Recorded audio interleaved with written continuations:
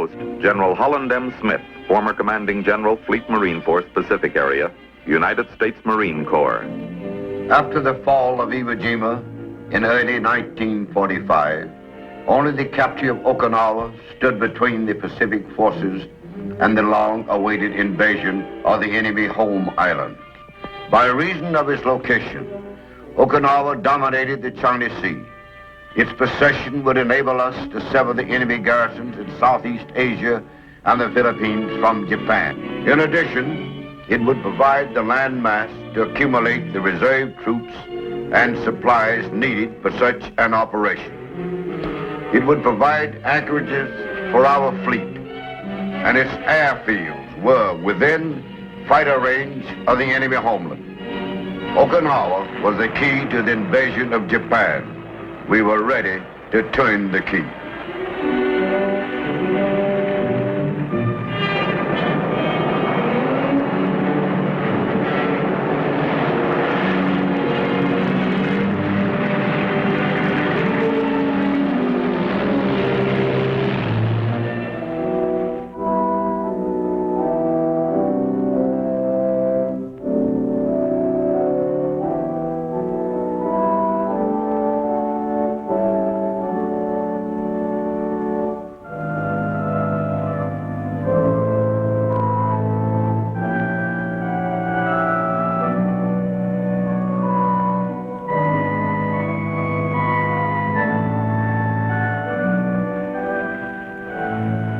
The whoosh of rockets.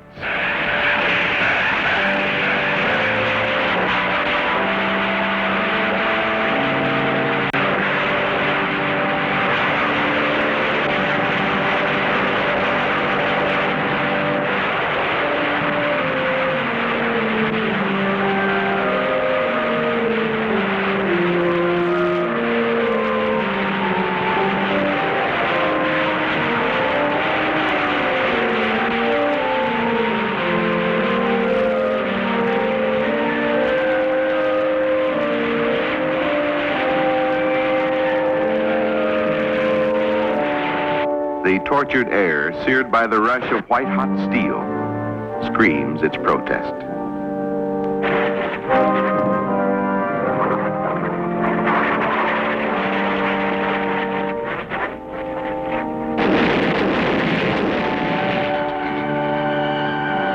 A plane dives toward destiny, disintegrates in explosive agony. Cacophony of violence, strange musical overtone for our services of prayer and worship. Ashore, 115,000 men. Afloat, 154,000 men. All that divides us is ideology, and so we are enemies. All that separates us from mortal struggle is the diminishing elasticity of time. It is Easter Sunday, 1945.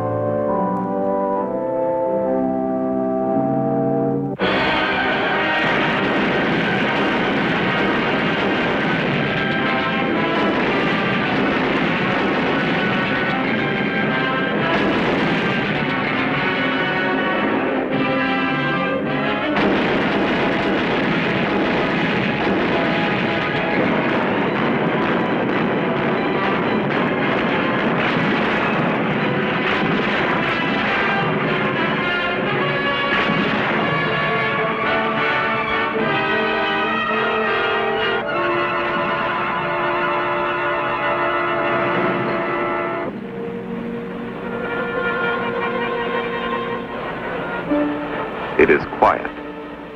Too quiet. Our first assault waves hit at 0830.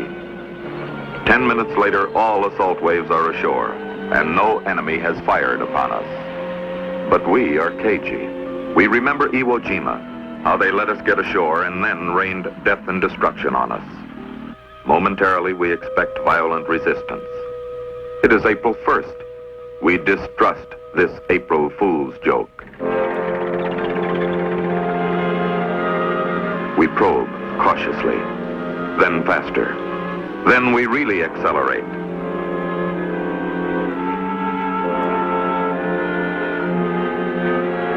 Yontan and Kadena airfields, where we have expected to fight for days, are in our hands by noon.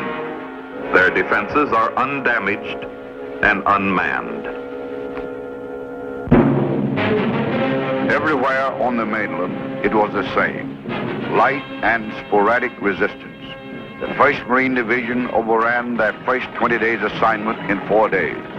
The 6th Marine Division reached their 15 days objectives in the same period.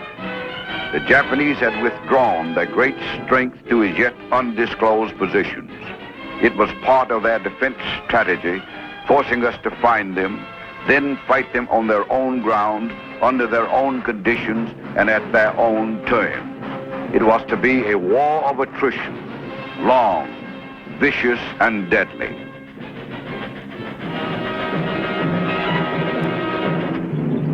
The 6th Marine Division seals off the narrow neck of the Ishikawa Isthmus and pushes north.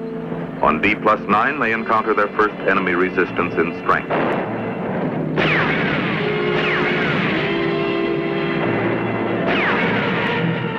The hills are 1,500 feet high, infested with natural and man-made caves. Perpendicular cliffs with natural cover defy penetration. The enemy has chosen well, but this is no coral island which must be overrun in hours. Here, we have time. We bring up concentrations of artillery, additional troops.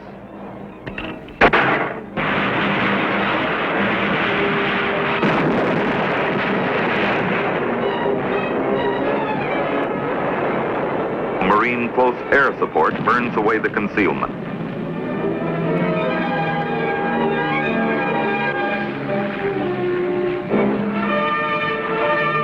Naval gunfire is damaging to the positions, but does little to reduce enemy personnel.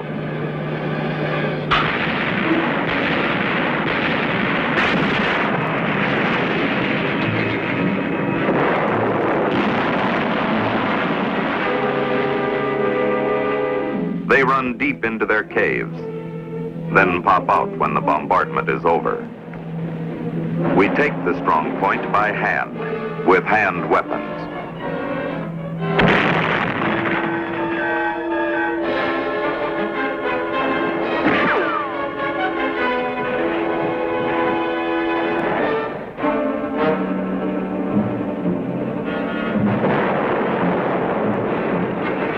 It requires 7 days, but it is done.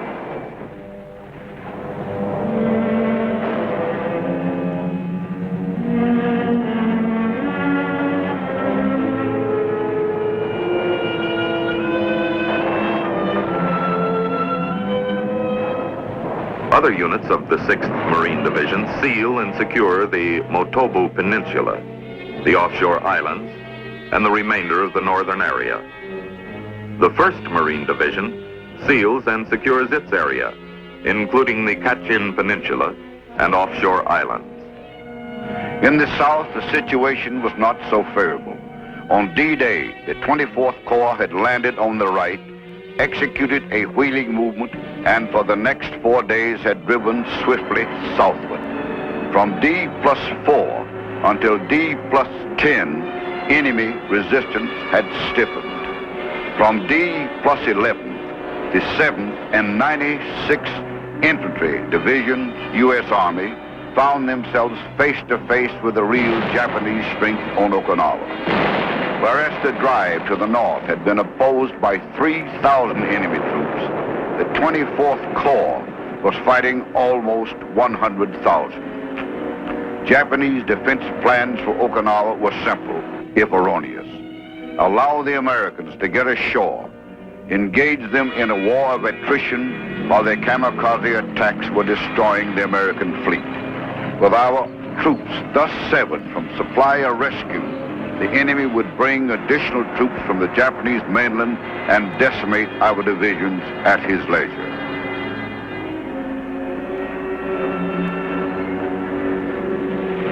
April 6-7, 355 enemy planes. April 12, 13, 185.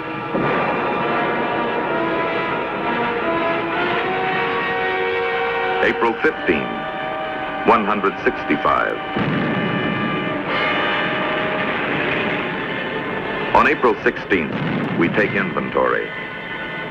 Although no major fighting ship of the Navy has been sunk, several have been severely damaged. 14 others have been sunk, and many times that number have been removed for repairs.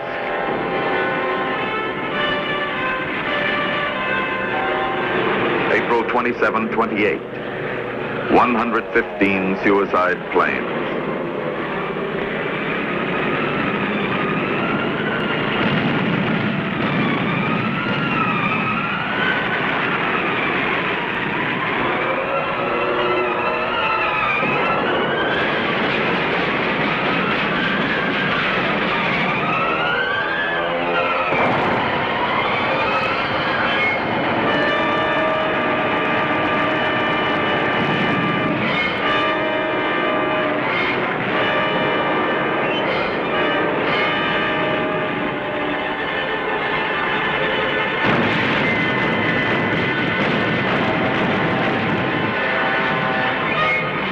On other days, they send only 20 to 50.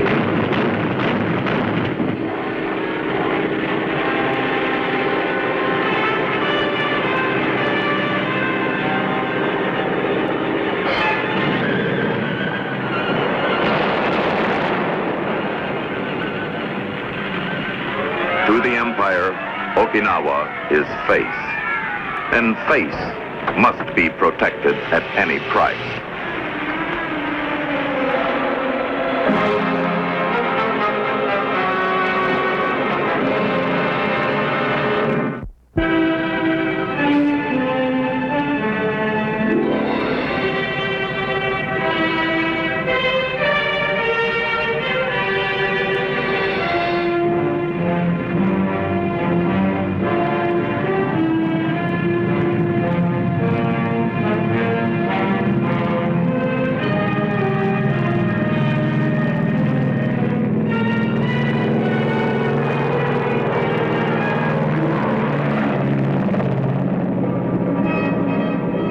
As it was in the beginning. Talons of destruction. So shall it be at the ending.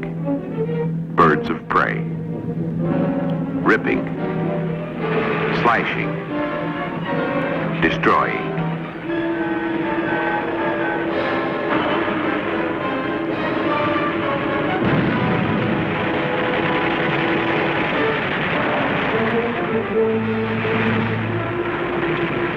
Kamikaze, divine wind, and ill that blows no good. Kamikaze, expiring gust of a tottering empire.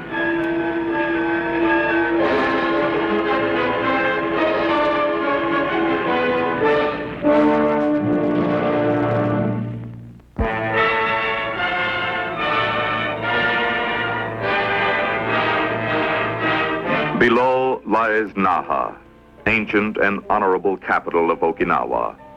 Naha, too, is face.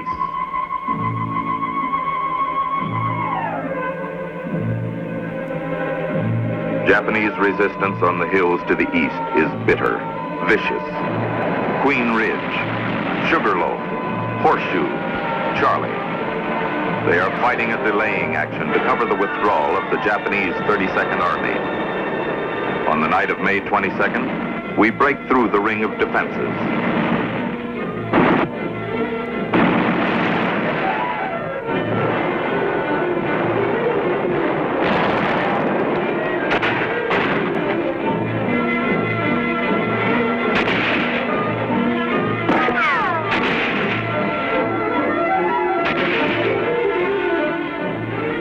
On May 27, we enter the city.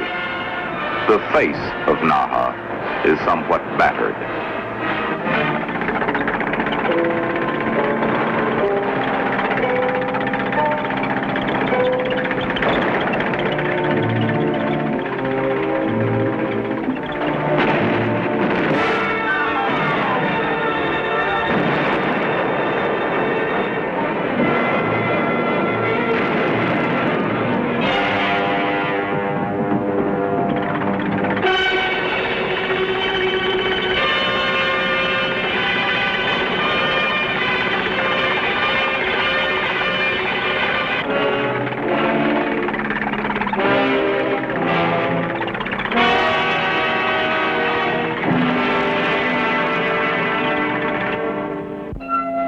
Beginning on April 30th, Marine units are withdrawn from the north and assigned their objectives in the south. By May 10th, realignment is complete, and Army and Marine divisions are ready for a concerted assault.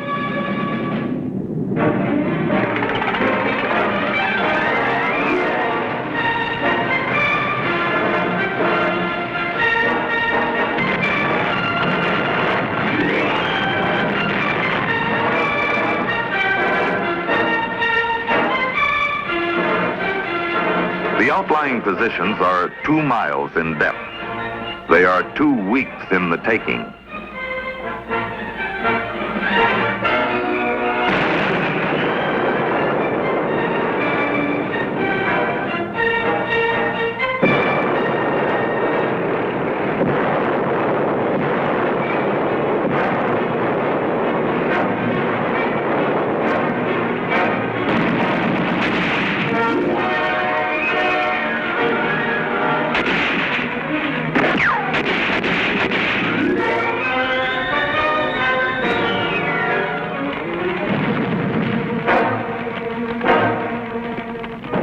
Marine pilots fly 600 close support missions in 13 days. Rockets, bombs, and 150,000 gallons of napalm destroy the enemy concealment.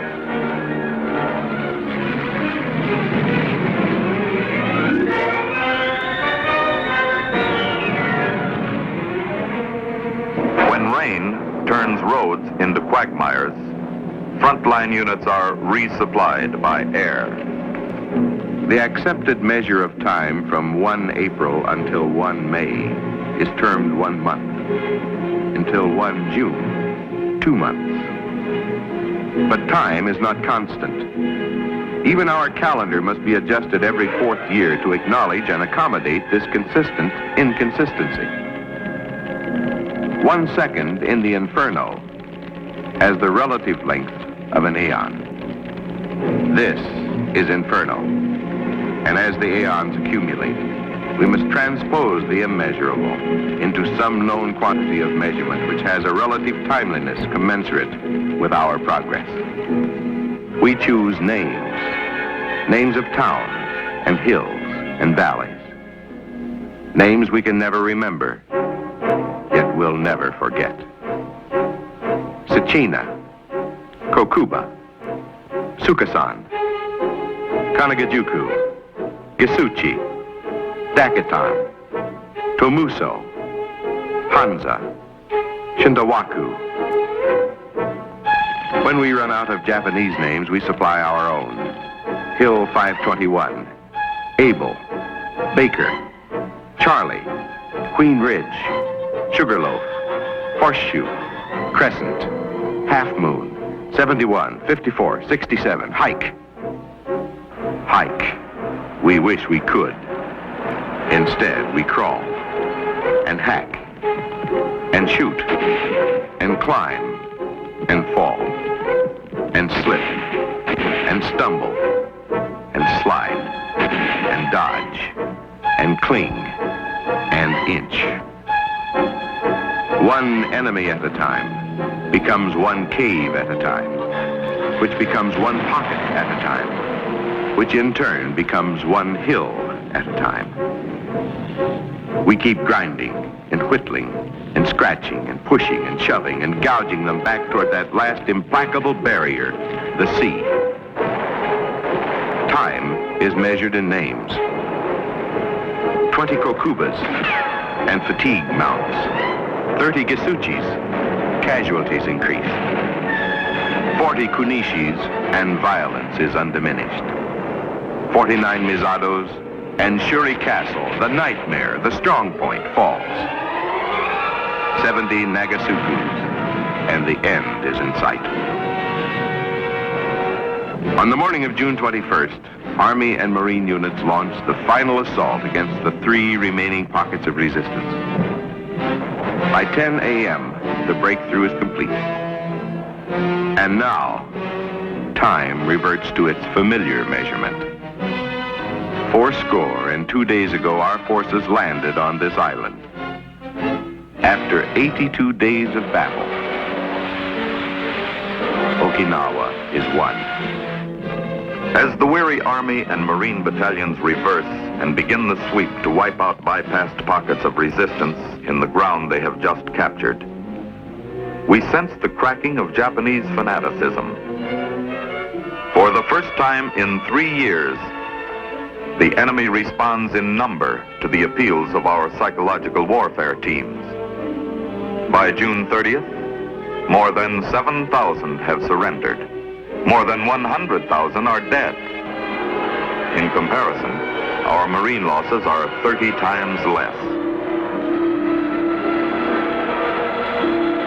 Although we did not know it, the last land battle of World War II had been fought, and Korea was hidden by distant horizons. Our men, weapons, techniques, and equipment had all been vindicated in victory. Behind us stretches the 3-year, 3,000-mile corridor. How hurried the beginning. How distant the entrance. How valorous the deeds that leveled the tortuous path. How magnificent the sacrifices that shored the success. How righteous the intent that lent the impetus. How costly the losses for freedom spent.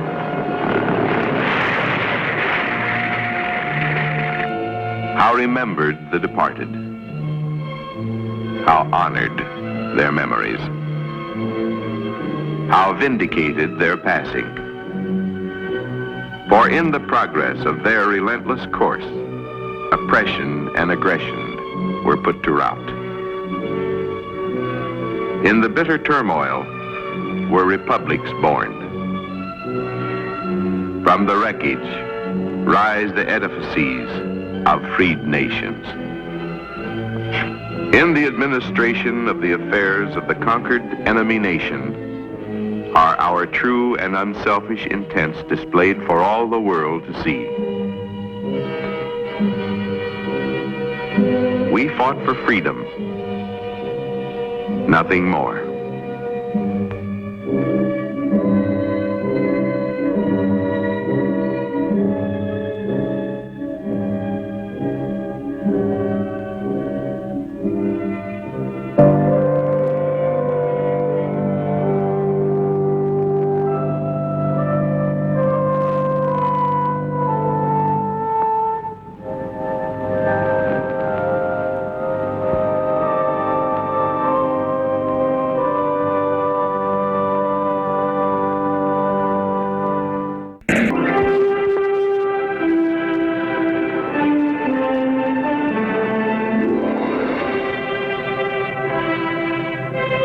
In the presentation of battles and events of World War II, Pacific area, this is brief intermission.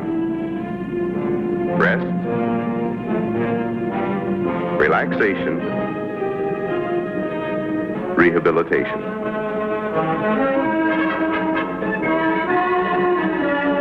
Well earned, it is well enjoyed. Faces relax. Lines of weariness disappear. Eyes become normal, and pounds multiply.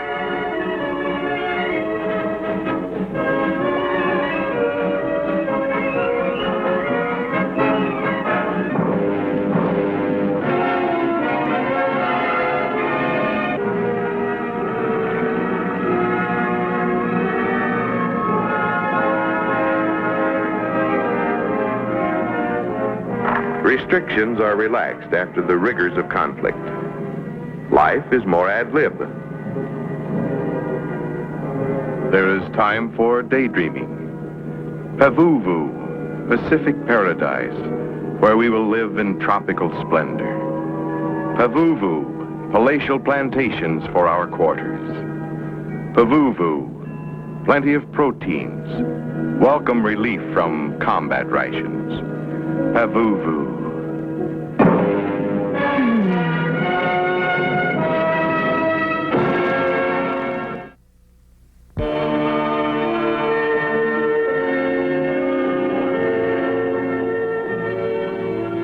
Here is your host, General Holland M. Smith, former Commanding General, Fleet Marine Force, Pacific Area, United States Marine Corps.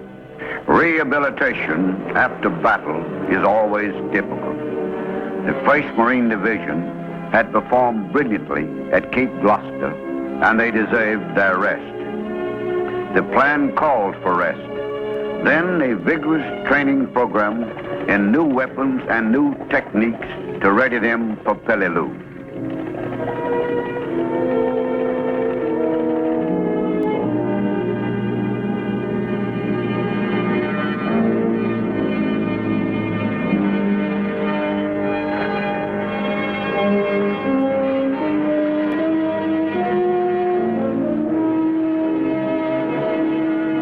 The original orders of the CBs got crossed up somewhere, and when the 1st debarked at Papavu, their rest consisted of building roads and camp facilities, disposing of multiple tons of coconuts which had fallen, burning millions of palm fronds, and clearing the neglected plantations. Rations did not improve. The incidence of illness shot up and morale plummeted. To quote the exact words would be inadvisable. Let's just say they weren't happy.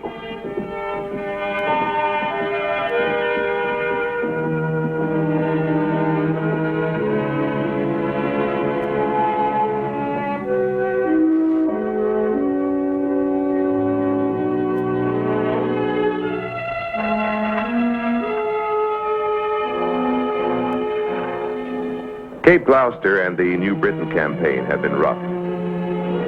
As we reach the rest area, our division is under strength due to battle casualties and disease, much of which was contracted before the Gloucester invasion, but did not make its appearance until after we had landed.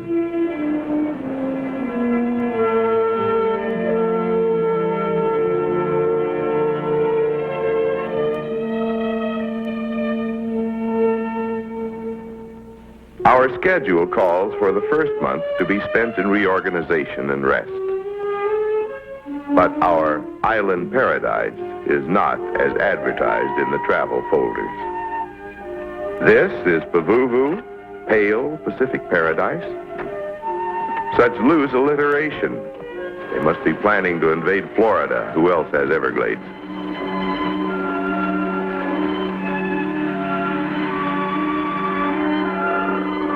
This is a palatial plantation. Somebody mangled a metaphor. That wouldn't FHA for $1.60. This is tropical splendor, like a ribbon of road in the moonlight. What a sick simile. What a sick bunch of guys. Before we can enjoy our rest, we must work for it.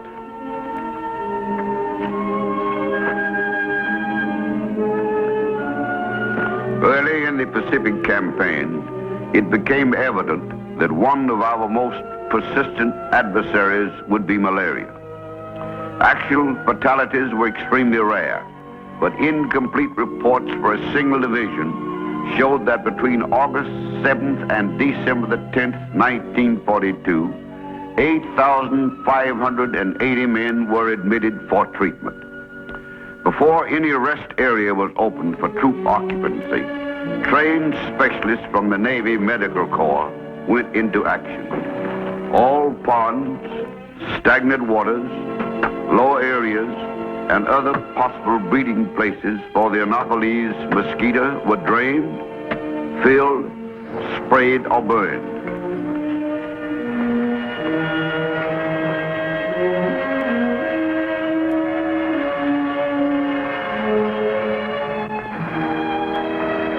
When the area was sufficiently clean and livable, the troops were allowed to move in.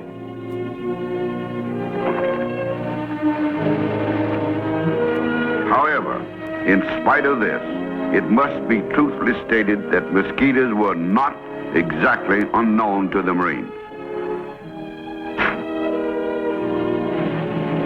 Screened mess halls, galleys, and other facilities must be constructed. While they are under construction, this is temporary quarters. cobra rats are tiny but ferocious. They fight us for our installations. No holes barred. Watch it. Usually we are victorious. There are tons of rotting coconuts, smelling like corral number 5. There are millions of palm fronds, and all must be cleared away at a cost. The overripes have built-in bomb sights, crossed with billiard balls. But the food, that's a different matter. Once a week, we're supposed to get fresh meat, whether we want it or not. And the size, just do this. There it is. All the other days, it's this.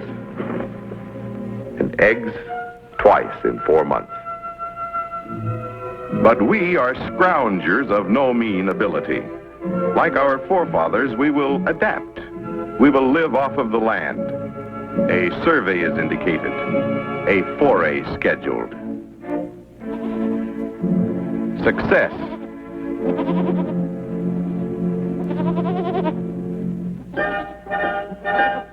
Who could kill this kid? Oh well. But these are different. Cowboys volunteer from everywhere. Texas, New Mexico, and Brookline, Massachusetts. Meat. Meat. Mighty tasty. Check. Check.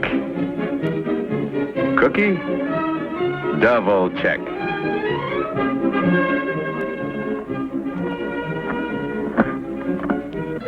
Uh-oh. These belong to Australian owners and do not qualify under Lend-Lease. Back to Old Faithful. But meat is meat. Cookie, cookie. We experiment.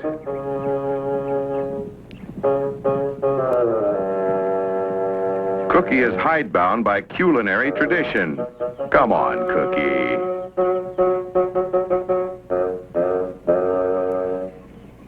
It's just a big lizard. Some folks like lizard. It's gonna be okay. We got it made. Die hard.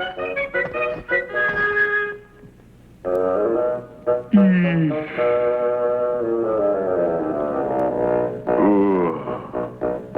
I told you.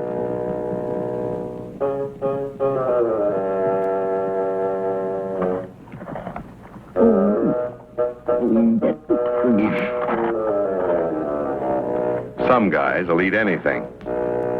The verdict is harsh, but just. We find that alligator is excellent for handbags, shoes, luggage, but unfit for human consumption. Back to...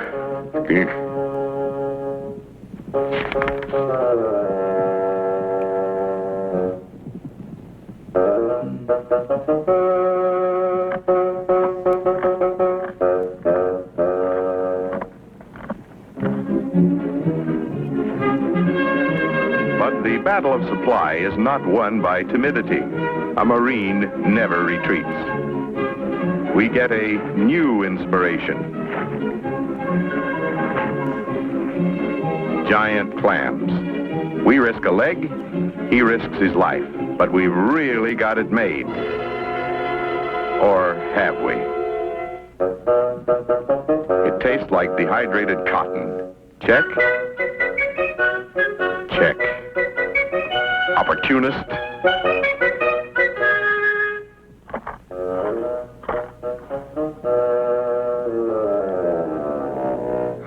Cookie, that's twice. But ingenuity will out. We toss grenades and TNT into the surf.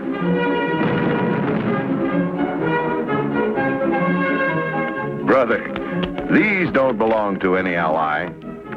These aren't tough. These don't taste like dehydrated cotton. These are delicious. Check. Check. Cookie? Double check. Finally at...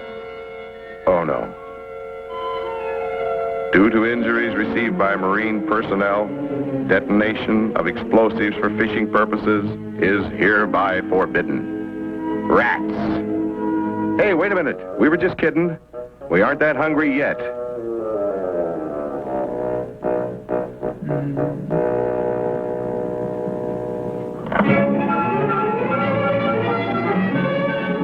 But recreation and the pictures they give us, boy, that's different. Look at it. Great, huh? Terrific.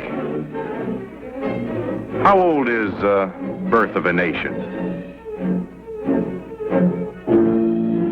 Uh-oh. Most of us are 24-month veterans, and that smile is the tip-off. The rest period is over. Training is about to begin. Well, like I said, all that glitters is not gold.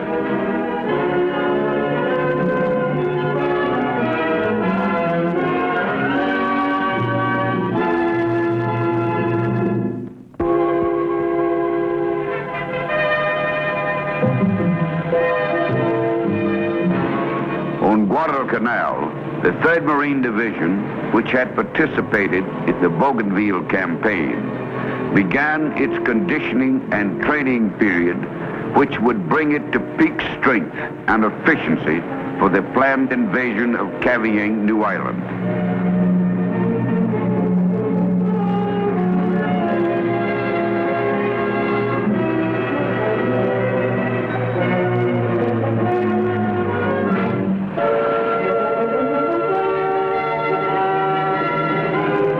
Familiarization lectures and practice with all weapons and equipment were begun.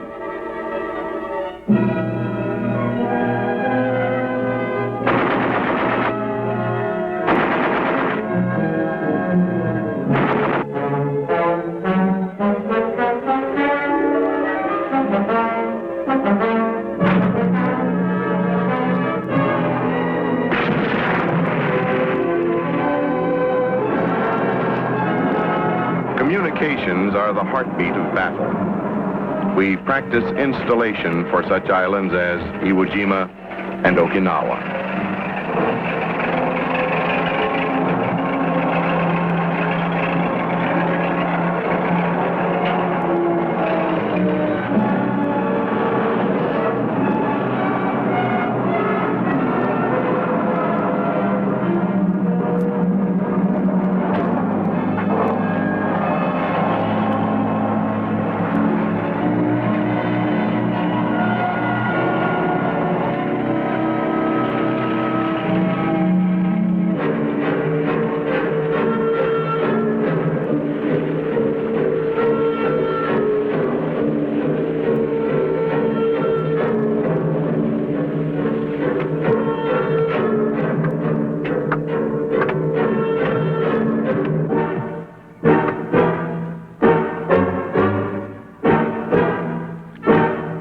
Gun emplacements and other installations are camouflaged.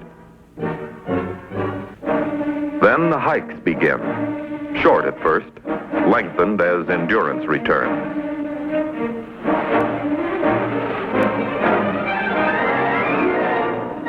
We review and practice tank infantry tactics.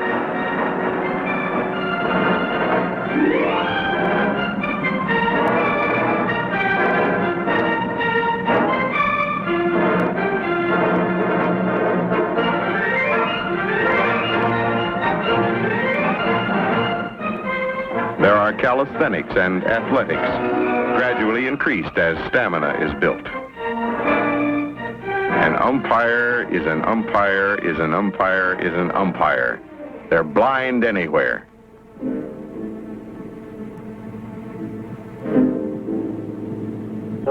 Occasionally we indulge in some horseplay to relieve the tension. Deathless drama begins. Enter the heroes. Likewise, the villain, slightly outnumbered. Enter the victims. Dire and dastardly deed is in the offing.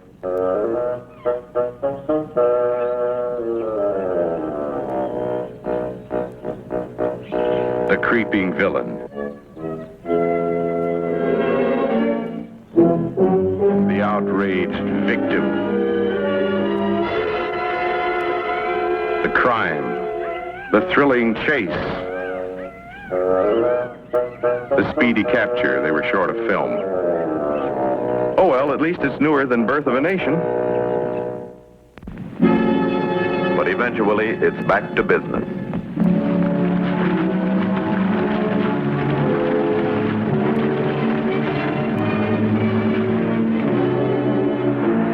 As we whip towards combat efficiency, we learned that our planned objective is Operation Forearm, the capture of Kamikaze on New Ireland.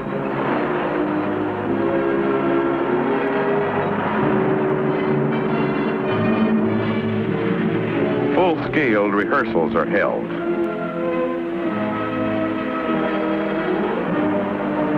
When we are keyed to our highest pitch, ready for the invasion, the parades begin. Spit and polish, just like stateside. Each unit in the division participates in two. We carry individual weapons in the first, but the second displays all equipment utilized by the organization. But there was a sound reason for these parades. The combined air raids and naval fire against Kamikaze and other Japanese bases and shipping had neutralized the enemy's offensive power in the Bismarck area far more effectively than had been anticipated. This reduction of the importance of Kamikaze, plus the high cost which our invading forces would have to pay, led to the decision to postpone and eventually abandon the operation altogether. The parades reviewed by the Corps Commander and ranking naval and marine personnel proved an essential factor in maintaining this efficiency for the protracted period of training for the next operation, the recapture of Guam.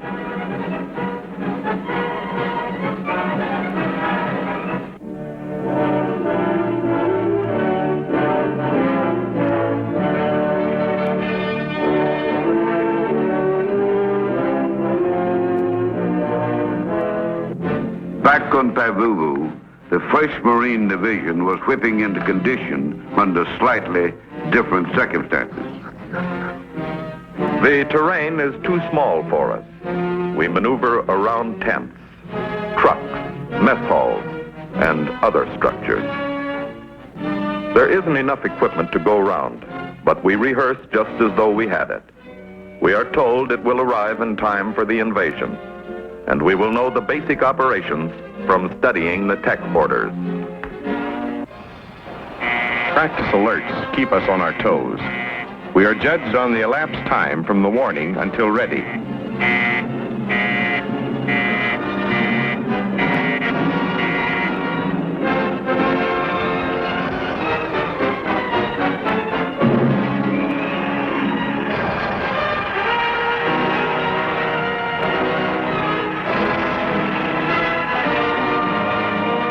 We doed it.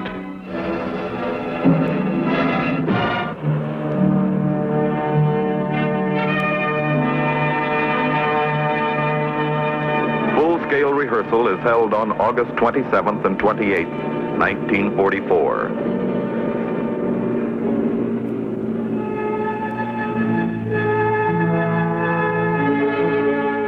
Tassafaronga. What a mouthful. Didn't anybody speak English when they named these joints? Why couldn't they kept it simple, like Schenectady or Ypsilanti or Tucumcari? Rehearsal goes about as we expect. Some of the radios won't work. Batteries fail due to dampness. We're short of many expected items. The commanding general breaks his ankle, you know, things like that. Boats broach in the surf. So, someone goes for the operational manual. We read it. It tells us how to proceed. So we try it. And wonder of wonders, for once they're right. It really works.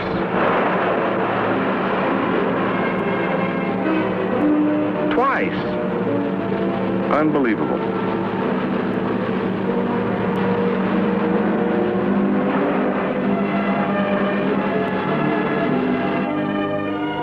Looking back on Pavuvu, most of us think it was chosen for a purpose, to get us real mad so we take it out on the enemy at Peleliu. But morale is high. We can tell by the way we're griping.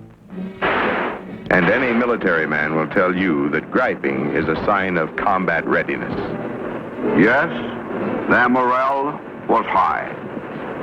They had raised it in spite of the blazing sun that painted mahogany on tender skins. Their efficiency was high.